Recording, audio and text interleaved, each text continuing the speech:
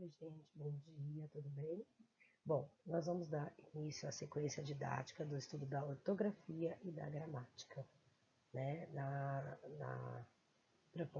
Proposto no próprio ler e escrever de vocês, né? Então, com base na sequência que é proposta lá, a professora preparou essa aula para vocês. Nós vamos começar conhecendo um pouquinho sobre Manuel Bandeira.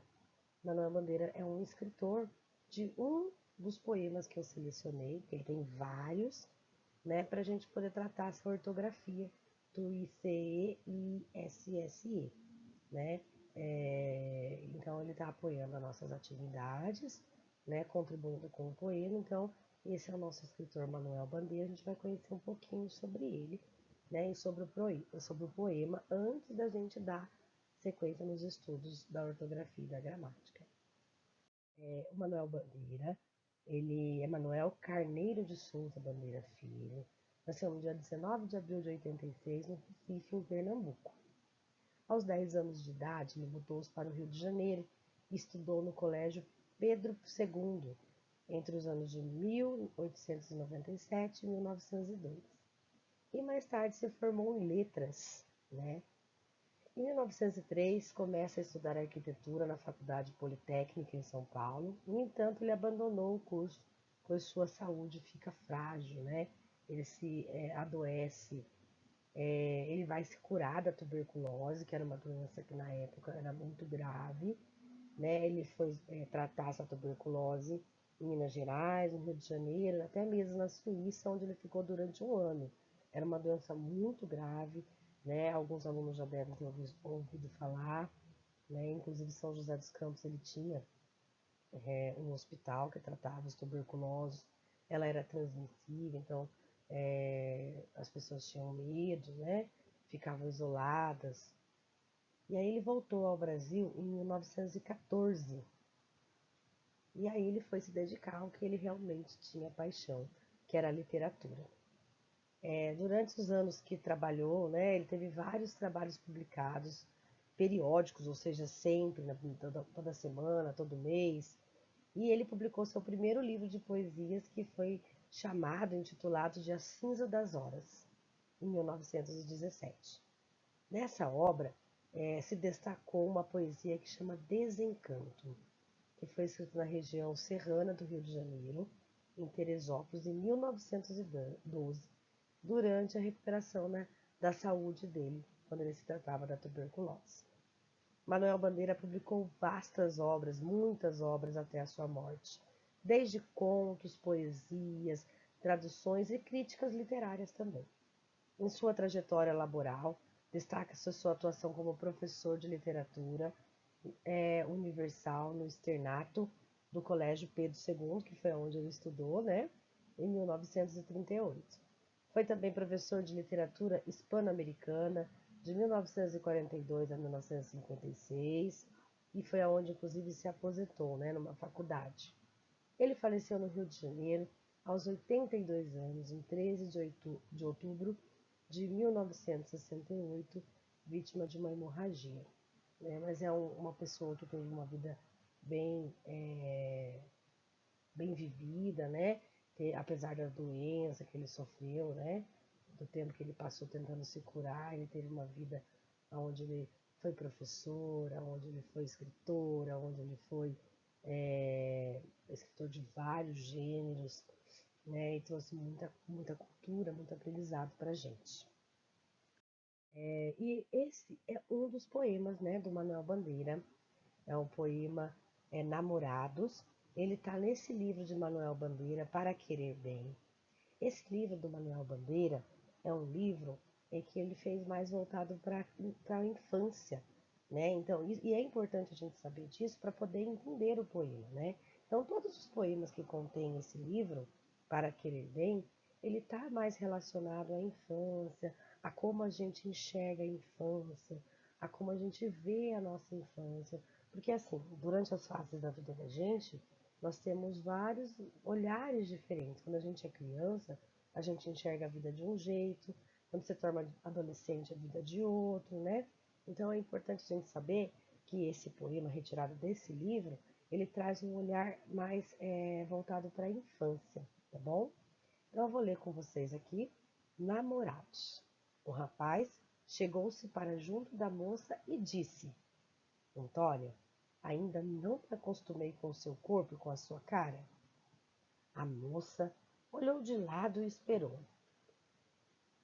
Você não sabe quando a gente é criança e de repente vê uma lagarta listrada? A moça se lembrava. A gente ficou olhando. A meninice brincou de novo com os olhos dela. O rapaz prosseguiu com muita doçura. Antônia, você parece uma lagarta listrada. A moça arregalou os olhos, fez exclamações e o rapaz concluiu. Antônia, você é engraçado, você parece louca. Aqui, gente, nesse poema, o que vocês entendem? O que vocês percebem? Né? Que entende dessa fala do menino e da menina? Lembrando que o poema, ele está no livro dele, que vai trazer um pouco do olhar da infância, né? Então, muitas pessoas acham que, por exemplo, ele está ofendendo a namorada, né? Chamando ela de lagarta listrada, chamando ela de louca. Mas não, ele é uma criança.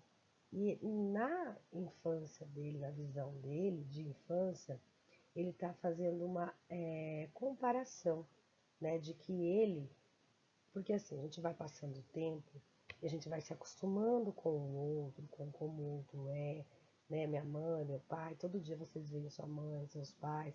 E às vezes a gente vê tanto essas pessoas que a gente já não repara mais nelas, porque elas, né, estão sempre com a gente que a gente não repara. E ele, enquanto criança, está falando que ele ainda não se acostumou com ela, que ele continua olhando para ela todos os dias e enxergando coisas novas nela, é, vendo atitudes diferentes dela, que não virou uma rotina, que ele ainda enxerga ela, né? E aí ele faz uma comparação com a lagarta listrada. E quando a gente é criança e vê uma borboleta e vê uma lagarta listrada, a gente fica encantada, a gente olha, fica ali encantado com aquilo, olhando todos os detalhezinhos. Por isso ele faz essa comparação, porque ele é uma criança, né?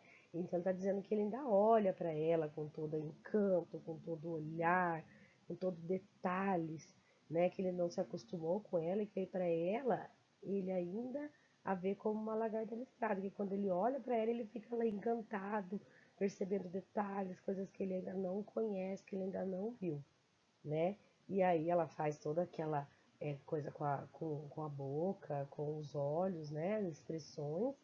E aí ele brinca com ela que ela parece uma louca, que ela é engraçada pelas expressões que ela fez, né? Então, por isso que é importante a gente conhecer o autor, o escritor, entender o que ele está trazendo nessa obra, né? Para poder entender a leitura. Porque olhando de primeiro, a gente pensa que ele está xingando ela, comparando ela com uma lagarta. E na verdade não.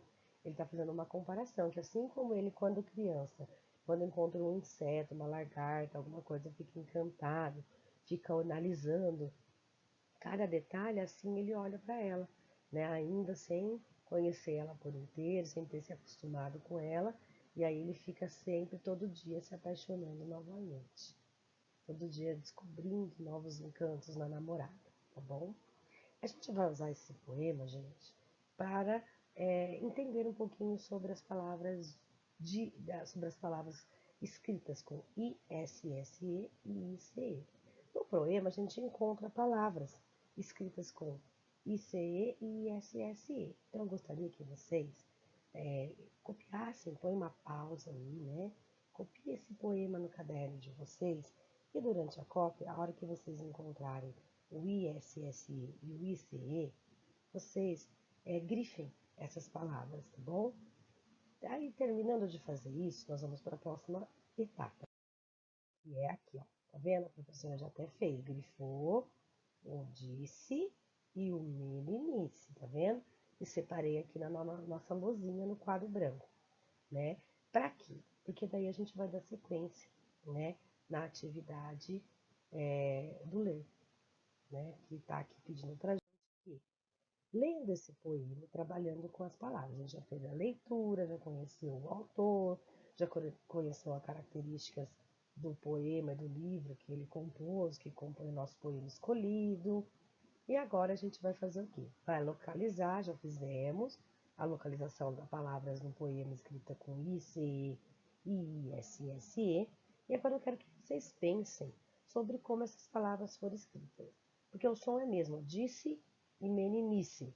O som é o mesmo, né? Então vocês vão perceber que na pronúncia o som é o mesmo, mas escrevemos de formas diferentes. Por que será que foi escrita de maneiras diferentes? Então vocês vão pensar aí, refletir um pouco sobre o que a gente já estudou e vai colocar aí a sua resposta. Depois você vai ler as palavras a seguir e organizar em 2 quadros, escritas com ISSE e ICE. Já está escrito certo aí, né? Mesmice, fugisse, tolice, doidice, fugisse, partisse, meninice e caretice. Vocês vão separar no quadro. O que for com ICE, nas palavras com ICE. O que for com ISSE, nas palavras com ISSI. Terminado de fazer isso, vocês vão responder essas questões. O que as palavras escritas da mesma forma têm em comum? Então, vocês vão ler todas as palavras que foram escritas com ICE e vão pensar o que elas têm em comum. O que levam elas a ser escritas com ICE? E o que as com ISSE têm em comum? Eu tenho certeza que vocês vão tirar de letra, né? Porque a gente já andou fazendo estudos sobre essa ortografia. Aí vamos refletir sobre a escrita. Na atividade 1B, você usará o que aprendeu sobre as regularidades ortográficas. Então, você vai ter que achar o que tem de comum nas ICE e o que tem de comum na ISE. E aí vocês vão dizer, justifique o uso do ICE ou do ISE na frase a seguir. Então, mas que doidice! Eu jamais imaginaria que você voltaria da festa com o vestido rasgado. Esse doidice foi usado com ICE. Por quê? Você vai colocar aí. Foi usado com ICE porque... Eu não posso falar. Depois eu falo quando a gente for fazer a correção. Letra B. Eu queria que você não fugisse da responsabilidade de estudar. Por que foi usado um ISSE? Então, pensa aí. Lembra dos nossos estudos. Se precisar, volta lá, rever outros vídeos, pesquisa, né? A gente tem essa possibilidade. Escreva o que compreendeu, após analisar as escritas das palavras com ICE e o ISE. Então, o ISSE. Então, aí nessa questão C, você vai escrever. Eu entendi que sempre usa ICE quando... Eu aprendi que sempre usamos ISE quando o que você conseguiu observar, o que você conseguiu aprender, né, dentro dessa sequência de atividades, dentro das nossas observações. Letra D. A professora solicitou aos alunos que colorissem o papel da atividade. Esse colorissem, por que foi usado o ISSI?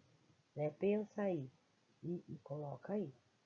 Agora na questão 2, observe o que foi feito na atividade anterior e complemente o quadro.